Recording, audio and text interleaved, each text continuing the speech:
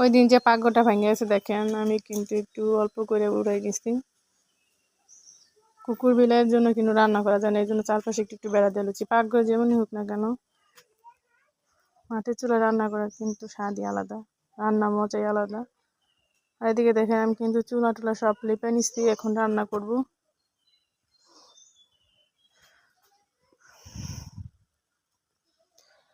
আজকে রান্না করব আইর মাছ, সাথে আছে সিমের বিচি। অল্প করে রান্না করব যেহেতু তরকারি থেকে যায় অনেক। আর এদিকে দেখেন টমেটো দিয়েছি, মশলা কষানো হচ্ছে, তারপর কিন্তু মাছগুলো কষাবো। আর এই মাছ কিন্তু ভাজে না। 2 দিনের জামা কাপড় জমিয়ে দেখেন আজকে কিন্তু ধুইছি। আর যদি বলি যে 2 দিন পর রান্না করবো, আজকে রান্না করবো না কালকে খাবো, দেখেন ওটা কিন্তু সম্ভব না। আমরা সব কাজই কিন্তু একদিন পর করতে পারি, কিন্তু রান্না ছাড়া কোনো উদ্ধার নাই। আর দেখেন ছাদে কিন্তু প্রচুর পরিমাণে বাতাস, আর এদিকে পুরো ফসল হয়ে গেছে গাছপালা। আর মাশাআল্লাহ কিন্তু কাঁঠাল গাছ অনেক মুচি আছে।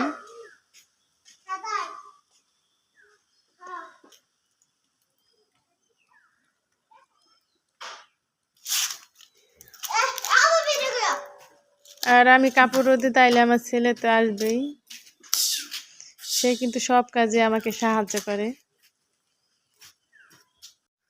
দোতলায় উঠতে উঠতেই দেখেন আমাদের কি কষ্ট লাগে। আর বাইরে কিন্তু প্রচুর রোদ।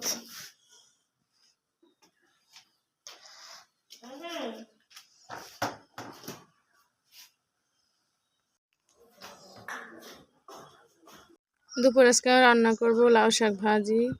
গাছে এত প্রচুর পরিমাণে লাউ শাক হয়েছে, লাউ না খাইতে পারি শাক তো খাইতেই পারবো। আর এদিকে দেখেন তেলাপিয়া মাছ রান্না করতেছি সিম দিয়ে, সাথে আছে ডাল, কালকের কিন্তু মাছের তরকারি আছে। দেখতে দেখতে কিন্তু আজকে 4 রমজান চলে গেল, আলহামদুলিল্লাহ।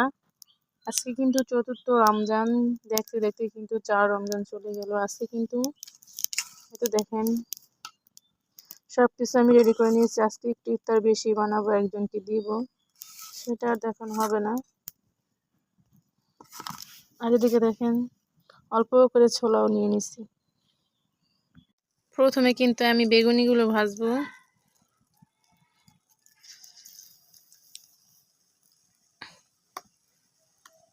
একে একে কিন্তু আমার সব ইফতার বানানো শেষ, আর এখান থেকে কিন্তু দিয়ে দিছি। আর এই তো দেখেন আমরা কিন্তু অল্প করে রাখছি। আমি কিন্তু এখানে দেখেন ইফতার রেডি করে নিয়েছি। এখানে ছিল গাজরের হালুয়া, পেঁয়াজু, বেগুনি, আলুর চপ, সাথে ছিল পেঁপে।